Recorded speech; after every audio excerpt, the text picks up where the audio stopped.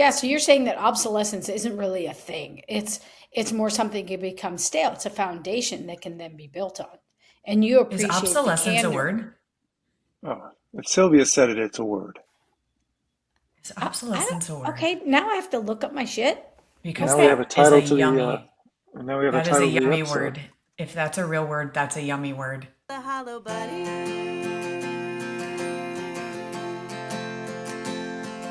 And we all feel hollow sometimes. Greetings and salutations, and welcome to the Hollow Bunny Leadership Podcast. I'm Kristen Zeman, and I am here with my decisive and disruptive co-host Sylvia Moyer and our producer Ted. Two of us are former Love that police face. chiefs, but the Hollow I'm Bunny working. Podcast. It's the last episode we just did.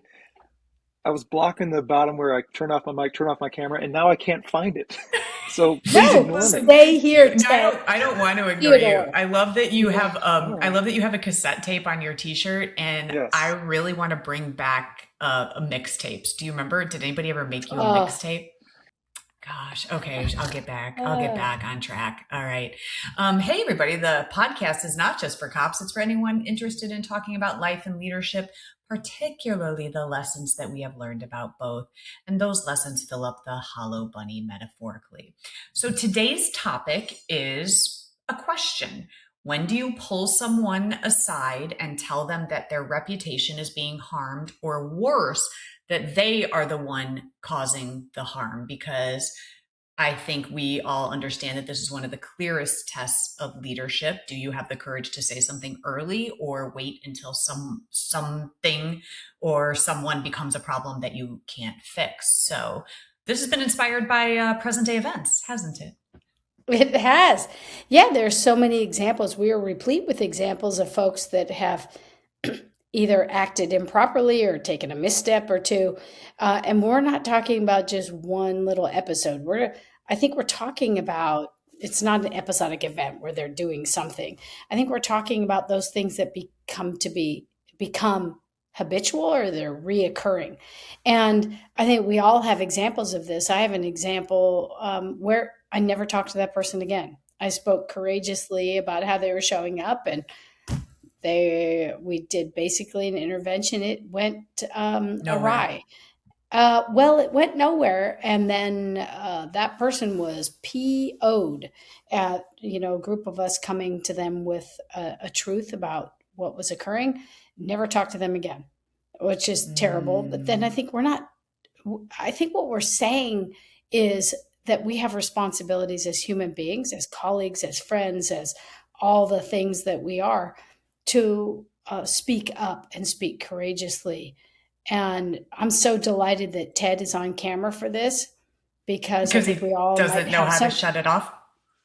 I think I figured it out, and I'd like to do it now, but No, don't do it, Ted, because I was bringing no. some compliment, and the little blonde bully over there was like, Ted, dumb fucker kid showed off his camera. Really, Kristen? He's our producer. He's the glue in this. I'm a dumpster fire of a producer. No, you're the Once again, delicious Dallas daddy. Exhibit 432, dumpster fire. But I'm glad you're here. You should stay. I'm glad that you can't find your click off button. Kristen, not all men like being insulted by little blonde bombshells. Don't believe the hype. You guys, bullying is my love language. Oh God. And mine's ass slapping. Get back in the game, kid. Come on, That's Ted. true. It is. Get back in the game. Let's If do I'm this. not making fun of you, then I don't love you. It's just who I am. There is something to that. You don't make fun of people that don't It's trust you, or true. that you don't trust. It's true. True. And listen, this was you understand this, Sylvia, of more than anyone, because you have siblings. And like you had a brother, right? I mean, Ted, you've Larry. got brothers. Kristen, I am an only child. And so the first like the first moment that I had this epiphany about what big brothers do is 17-year-old showing up at the police department and having, 320 big brothers that gave me shit. And I was like, why is everyone so mean? And then I realized like it's a form of protection, and it's like they can give you shit, but don't you dare, no one else can give you shit. And that's how I learned that bullying is my love language. So it's like, I appreciate being bullied, and then I bully other people. And that's why my children are going to be very resilient in this world, because I'm like, you stupid idiot, why'd you do that?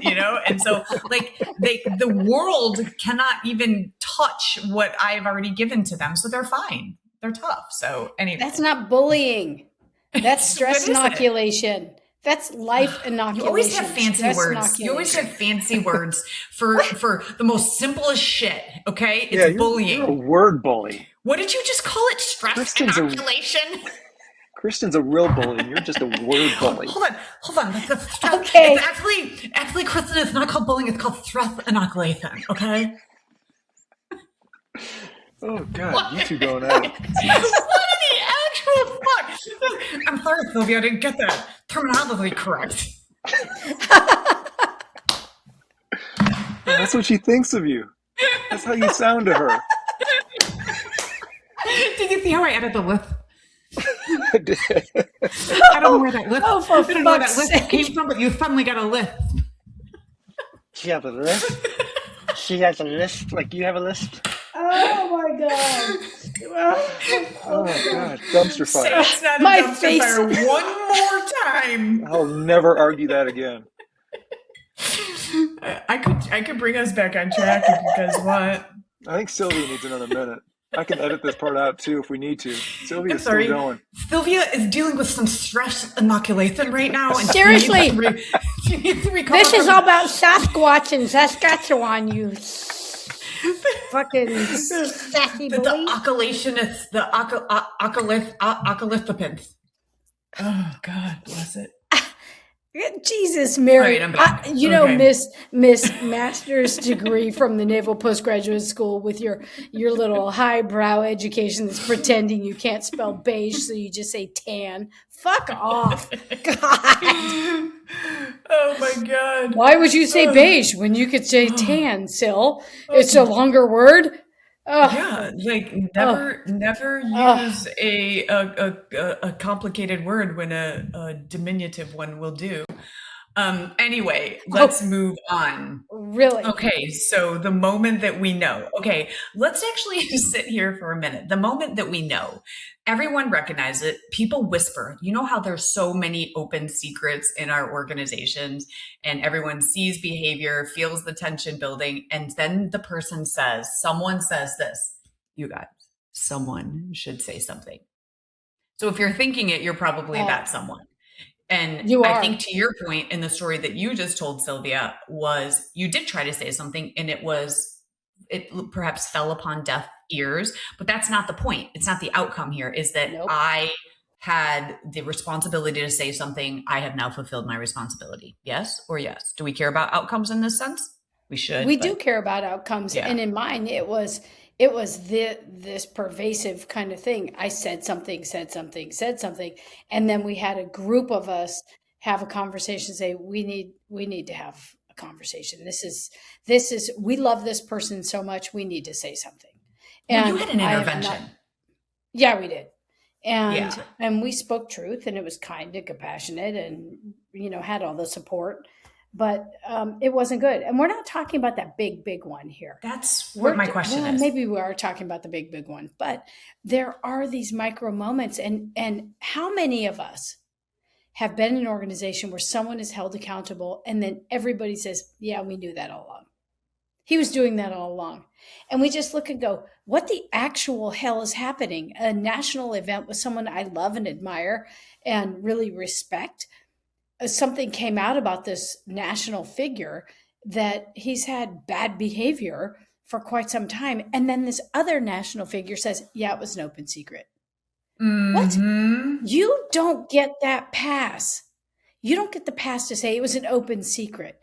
No, We have a responsibility to say something and say, and Ted, I really want you to weigh in, man code, girl code, whatever it is, with some behaviors. You don't get a pass from knowing. You're not blind to it, right, Kristen? Then there's a reckoning. We have to speak up and we have to tap them on the shoulder and say, I need to have a courageous conversation with you, and it's going to be uncomfortable. Yeah. So why Do don't we you say anything? Go ahead, Ted. do you What? think this one national figure was in a position to pull this other national figure into the corner and have this conversation, and would that conversation have even been useful or productive? I think it's very tone deaf for him to say what he said about, we all knew about this, but it was an open secret or whatever, and to admit that he was part of the complicity. Sylvia, I'm looking at you. Complicity? Complicity. Okay. Yes. Complicity. He was part of the complicity. But they're on opposite sides of the table. But Uh-huh. I know those guys all work together, even though they act like they're enemies. So Uh-huh. I don't know. Yeah. Like what, is it his responsibility, or is he supposed to get a group of people and have an intervention with somebody who's a grown man? And what should he have done in your mind? So are you trying to differentiate between, like, do you think this is a guy code thing? Okay, and listen, so I don't know why we're tiptoeing around it. Like, this is in national politics right now, Yeah. and we have one congressman who put his name in. Okay, we'll just go ahead and not say his name, but who then decided to throw his name in the hat for the gubernatorial race, and then suddenly all of this comes out. So people start coming out of the woodwork that he is a serial sexual harasser, and even allegedly, I don't want to get sued because people will go into the deep pockets of the hollow bunny coffers. Yeah. So allegedly, and then everyone comes out saying it's an open secret. So I have I'm struggling with two things here. One, he was already in Congress, because you could make the argument, well, we had to come forward before he became the governor because we don't want anyone in the gubernatorial seat that is like that. But why was that okay to be in Congress? So is there a club that everyone just goes, we already know what's happening in here, and everybody is doing things that are less than honorable, perhaps. And so it's just kind of everybody's doing a little bit of everything. But this guy was on another level, right? I don't know. I mean, I'm going to admit a bias in his favor, because he's from the same part of the state that I'm from. His brothers are both in law enforcement. He has what I thought were sound values about advancing this nation and speaking on behalf of his electorate and challenging all the things that I really liked and respected, right? And Yeah. this comes out, I think we're not talking about that. We're talking about these kind of micro cues where somebody has behavior that we ignore, or it's an open secret, and that a national leader would say it's an open secret and actually feel okay with it. What's the difference between that and actually, or theft or some other atrocity? You don't put your hands on people that don't want your hands on them. You don't steal their shit. You don't touch their stuff. You don't. I mean, these are all just basic things, these virtues that I just wonder our responsibility. And did anybody say anything? And just say, hey, look, man, you're a national figure. This is going to ruin your life. This is going to alter the course of your personal life, your professional life, and you're going to suffer such reputational harm. You need to do something about this. Mm-hmm. And I think there's two stages? things at play, and maybe we can kind of suss this out. Is that I think there are reasons that people don't say stuff. There are reasons that people don't confront. One, and I'm providing. I think what are the most common excuses that people will say: fear of conflict. People will say, I just don't like conflict. Not wanting to be wrong. Hey, I've heard these rumors. What if I'm wrong? It's not my place, and wanting to be liked. And so silence feels safe in the moment, but it's really expensive over time. Okay, so I'm going to put that right here. But here's what I really think, and I think we're talking about this institution. Here's what I really think why people didn't speak up: because glass houses and stones. I think that people are like, well, I don't want to say anything to him because I think there's a lot of sordid behavior that is happening.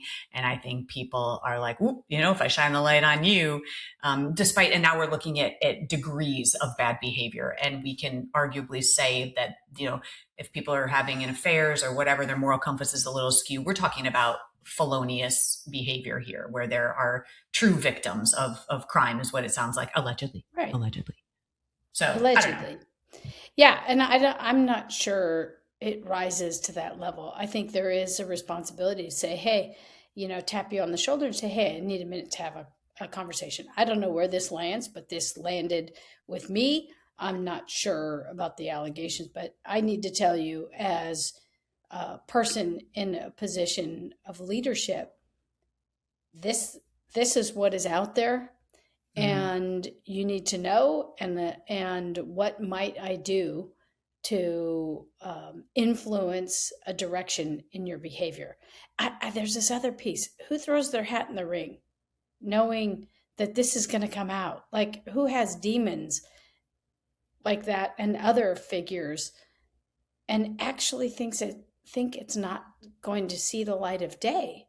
Because this is power and entitlement, because he's gotten away with it for so long and it hasn't caught up with him. Normalized. I mean, just like our commander in chief of the free world, just constantly has gotten away with all of the stuff and continues to. So that's why we're in an environment that is modeling that behavior.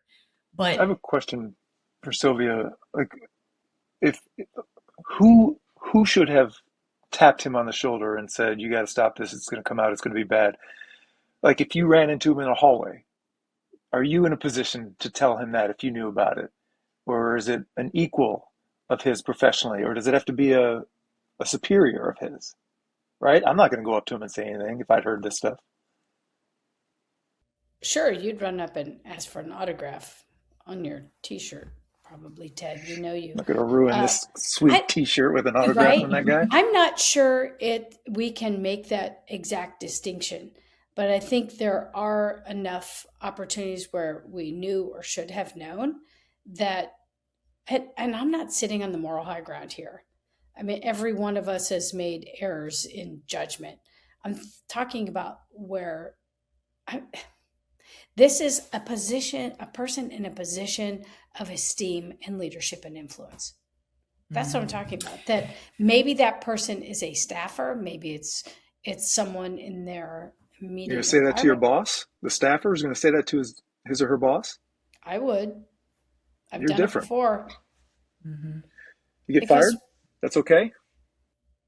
Well, at the end of the day, it's like my dad, Barton McCrae Moyer, said, there's no softer pillow on which to rest your head than that of a clear conscience.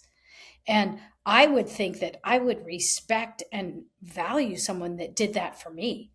So I operate on that premise. Yeah. Okay. If you said to me, hey, boss, here's what's happening. Here's how you're showing up. This is from my lens. I am coming to you from a place of courage and values and integrity, and I need to speak my truth to you. It's Kristen's thing about blindness. You're no longer blind. So now you have to do something with it. There's a reckoning, and the accountability is, how do I hold myself accountable as someone who is in a position to influence as a human being, irrespective of the leadership necessity and the leadership imperative. There's a human imperative to say something and to be courageous to keep someone from harm. In the same way, I wouldn't let you walk into a fire, Ted. I'm not going to let you continue behavior that I viewed as dangerous to your life and your reputation. So, Kristen, curious what you think. I'm having a lot of thoughts here, and there is a part of me that is thinking that even Sylvia, if you go to these individuals and you can already have in your mind's eye who these individuals are that probably need this conversation. And I would say that one of them that I'm thinking of right now would say, it's no big deal. And I'm not worried about it at all, because there is a certain cockiness and there is a certain elitist Yeah. mindset that goes with, yeah, thanks so much, but whatever. There's something I want to call out here because I think it's necessary. And I want to use the example. Do you remember at the Coldplay concert when the kiss cam went onto that CEO and onto the HR director, the people director of the company, and they were locked in an embrace? He had his arms around her and they were very intimate, and it was very obvious that they were a couple. Do you recall that? Okay. And Coldplay stopped on them and they ducked, and and it was so very clear. And in fact, the Coldplay even said they're either very camera shy or they're having an affair. Now, the fallout of that was very interesting. The woman in that scenario, and not many people know this because nobody took the time to look at the backstory, but she became a meme, and shame on her because she was the chief people person and she knows better than to get in an entanglement with her boss, who is the CEO. And what they don't know is that she was separated from her husband. Her husband was there at that Coldplay conference with another woman, and they were separated. And so she said that her biggest crime was entering into a relationship with someone that she worked with, which is as we know, the cardinal sin, especially of someone in human resource, in that area. The hypocrisy is just oozing. And that woman got death threats, and women went after her and called her a whore. And the man really didn't suffer any kind of ramifications for his behavior. And it gets better.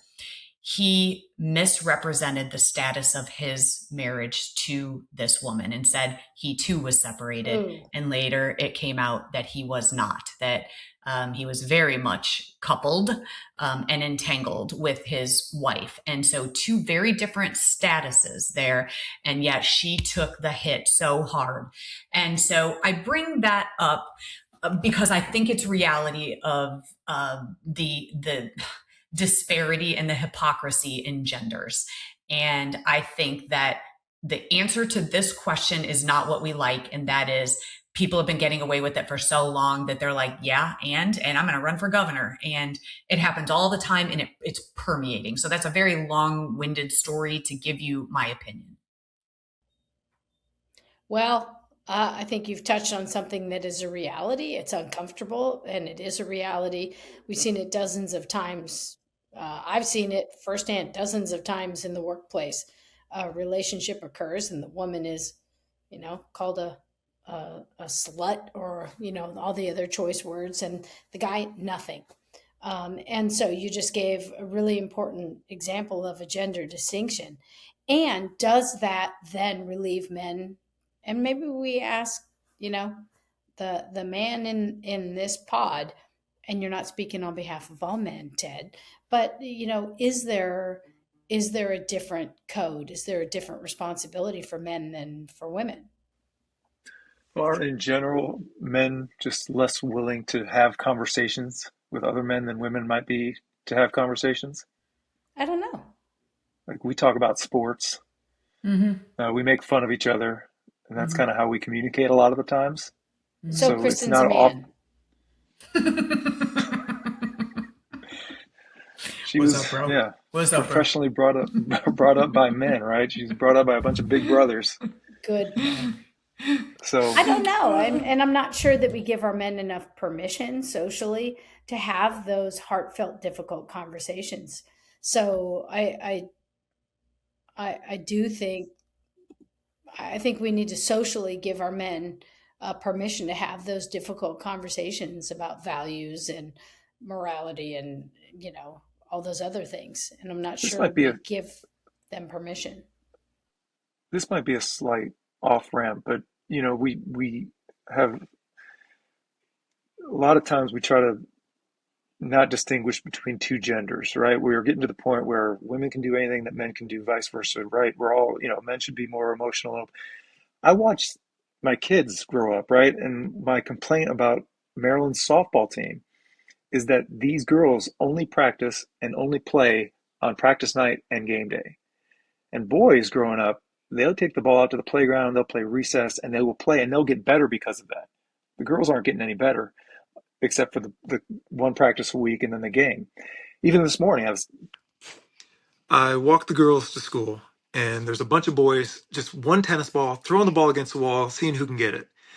And this girl behind us gets out of the car and starts walking up to the entrance. The ball happens to take an angle where it goes to the girl steps out of the way. And if it was a boy or two boys, they would have fought over the ball. Oh, And so this is what we see when the softball game a couple weeks ago is like there'll be a ball hit and none of the girls want to go after it. If it's a foul ball, good luck having anybody but the umpire go get the ball. Whereas if it's a team of boys, they're fighting over who gets to go grab the foul ball. That's a long way of saying this. There's still just gender differences that are there. Some of the I've seen it. That you've I'm seeing witnessed. it. I was going to say it is a generalization too, because I know a lot of female athletes, and I mean, I would be the one fighting for that Yeah, ball. I mean, I don't think know, any and I think so generalization, would you're looking too, at a but big percentage of this and a lower percentage of that. yeah, But yeah, that's what you have to do. You can't take yeah, uh, everybody. But yeah, it's a generalization, but I'm yeah, seeing it. And so yeah. anyway, I mean, when we try to make everybody the same, when we try to make men and women the same, we're not. And so we're navigating Right. that too. Okay. Point taken, because we're saying that men will cover up. We're making a very heavy accusation here. Men cover up for other men. There's a guys club, there's a guy code, and you're saying don't generalize because we wouldn't appreciate that either. Okay, point taken, point taken. And very eloquently done. There's also something I want to touch on here is that, and it's maybe a little bit of a contrarian take, but not every situation is yours to step into. So when Ted earlier said, whose job is it? Whose job is it to go tell that dude that he is harming his reputation? So I think number one is when someone else is being harmed as well. And I think it gets a little more tricky when they're just harming themselves. It's a lot easier to say, hey, stop doing that, because there is a victim involved. But I think that, yeah, that's a really important distinction. So it's like if someone is self-sabotaging, I think the questions that we have to ask ourselves are we credible to this person? Because I stand on stages and tell people I will never take advice or criticism from someone that I wouldn't trade places with. And so if someone comes to me and tries to tell me, and they're not standing in the arena with me with blood, sweat, and tears, and they're from the cheap seats, I will dismiss them.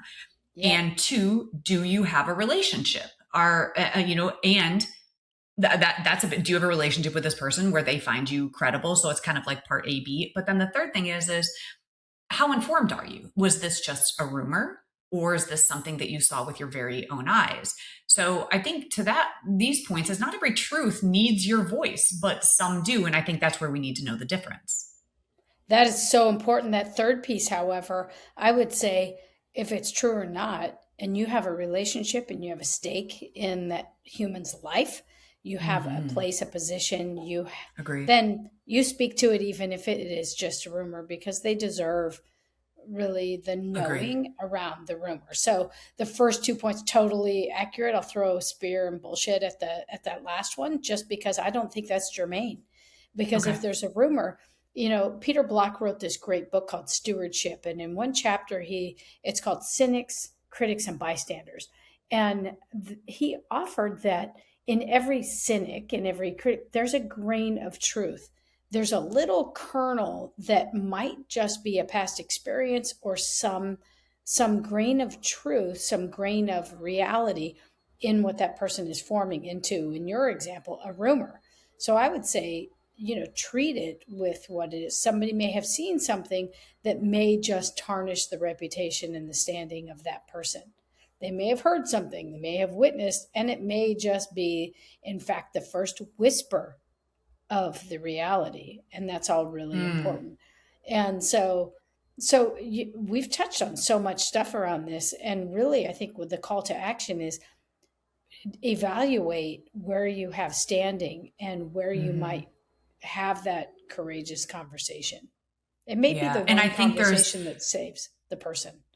Agreed. And I think that the clear line of demarcation is if someone else is being harmed, then we have Good point. a responsibility. And I think that is what it was happening with this elected official in Congress, is that I think, unless those were just rumors, again, we don't really know until the victims came forward. But what you just said is really important, is the cost of waiting too long, because by the time it's obvious, it's almost irreversible, I would say. And on the subject of victims, I think it's easier to step in when the victim is right there present in front of you. If you see a man bullying or pushing around physically a woman and you see it, you need to step in. These are amorphous victims, most or a lot of them who haven't even happened yet. Yeah. And that makes it a little different too. Ted, and really it's a call to action for you, because it's not just a man bullying a woman. Kristen bullies me consistently, and you have yet to step in. It's fun to watch It on the is. sidelines. When I don't want it she's to stop. bullying you, Theodore, Yeah, I that's not as step fun. in. That's not as fun. Yeah, I appreciate that. You guys need to both grow a before pair. we wait, before we talked about this in the pre-show, we haven't even touched on this in the previous episode. We were talking about a not a fully hollow bunny. Can they have solid parts? And that's what we wanted to get into a little bit. If y'all want to talk about that. We do. Yeah, you can have pieces of you that are solid, and then you can have pieces, I would argue, that are either hollow or they're crunchy and need to be further strengthened and developed. We've talked about this. Like your feet can be completely solid. You're standing on solid ground. You're in equilibrium. You're standing in that leadership position in that space. But what part would be hollow, Kristen? When you're talking about this dude in particular who's in Congress, and we're going to argue that he is competent, and you said yourself, you're so disappointed because you had him on a pedestal, because he has been largely, not just in your estimation, but in many estimations, is a wonderful asset to the government and to his seat. And then now, trying to advance his endeavors to lead an entire state, and people are so let down. So one can argue that this is the exact example of, a half hollow bunny, is that we've got some competency here, but then we find this character flaw. But to me, that just makes the whole bunny melt away, y'all. I don't know that we can say that, well, your competency, you are so good at legislating, You're so smart, but you also are kind of rapey. And so because of that, rapey handsy. I mean, so I don't think that we get to say that he is half hollow. I think that melts the entire bunny into a puddle, is all I'm saying. Okay, what about a couple of national figures from the 60s, MLK and JFK? Mm-hmm. Did great things, Now, but that's were different than womanizers. being rapey. Yeah. Different than being rapey. Here's where we get on the moral compass spectrum, is because, and this is what I've heard people say, genuinely, I've heard these words. Listen, in Congress, it's kind of, it's a thing. Like, people know that they have entanglements, that people are cheating, that there are certain things, but that's acceptable because you're talking about not a disparage of power and authority, where these are two consenting adults. And then you have a situation where there is a power disparity, which is what it sounds like this individual is. And there's also allegations of being drugged and things like that. And so this is where, listen, we could argue about this all day, because someone would say, is a leader trustworthy, even though they run the organization absolutely with perfection, but they cheat on their wife? Does that make them not trustworthy? I don't know the answer to that, and I'm not going to profess to do that, because I don't like to be I don't like to be the morality police.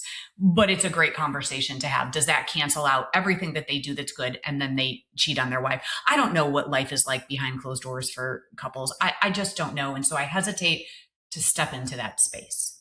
There's a different thing cheating on your spouse than there is actually using your position of authority to then victimize people and against their will. There's one thing about consenting adults, and there's an entirely different arena for the kind of allegations that are surfacing now. Look, here's the thing. We circle all around this. There's two things coming up for me.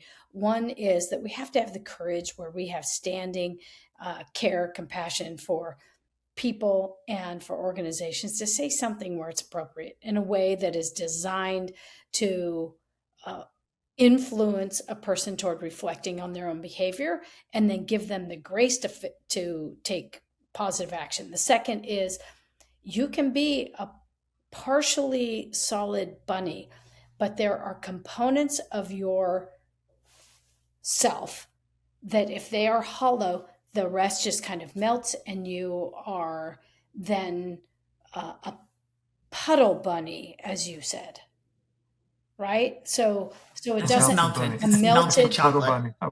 a melted Like puddle that. bunny, yeah, A puddle bunny. yeah, Yeah. which is Yeah. Let's just bring it then home, the other y'all. parts, yeah, the other parts don't resonate because the soul is empty, right? Yeah, So you can be right, really good exactly. at tasks, but if you have no values, Yeah, Okay. exactly. Listen, I think that what we're saying to people is, are you avoiding a conversation you know that needs to happen? And I think that's what the bottom line is. It's not, oh, I wish someone would say something, or are you inserting yourself into something that doesn't? And I think the piece of this, the thesis here, is that leadership, or just knowing human nature, just knowing when to step in and having the guts to actually do it, and that's the distinction. yeah, and really, you've done everything you could in several of our examples. I did everything that I could. One can answer. I spoke up. I did what I could to influence this person toward making a change. And whether they do it or not is what it is. Perfect. All right, Ted, any final thought before I outro us? I was deliberately staying out of the last part, as you both made great points at the end, and I was going to lay out, but you brought me back in, and now I'll have to edit this out. All right, sounds good. Come All on, Ted. I'll probably leave it in because it's funny. Hey everybody, Ted Madden produces this podcast even though he doesn't know how to turn off his camera. And the song that you are about to hear was written and performed by my handsome and Bully. talented You let son. him bully me like that? The son of a bully. It was written by Jake Zeman, the son of a blonde bombshell bully. I think he would take that and probably agree with it as well. Oh, If you like our podcast, please subscribe. Please like it. Please review it. Please tell everyone you know about it. You can follow us on Facebook and on Instagram. If you don't like our podcast, then, yeah. well, you're a dumpster fire. Move on. Keep filling your own bunnies and add substance to others. And no melting your bunnies. Bye, everybody. everyone.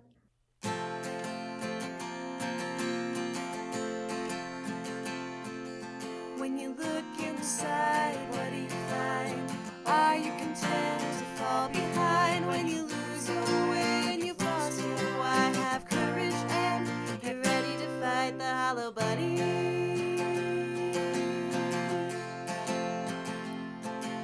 When the way ahead is covered in smoke and you're tired and scared and you're losing hope, you'll open your heart and your eyes to see a challenge and a question. Why not me? To fight the hollow bunny.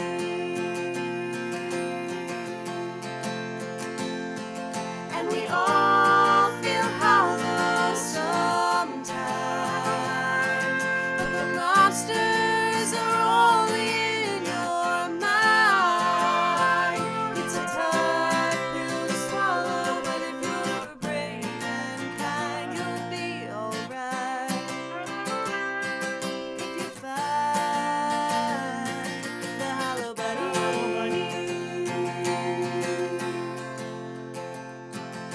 When the challenge ahead scares you to death, you tame the imposter inside instead. To change the world, you've got to start small. It takes a leader to say, I don't know it all. And I know I'm gonna fall, but I'll pick it up and come back stronger, failing forward and moving onward, doing the hard thing and the right thing, forever fighting the hollow bunny.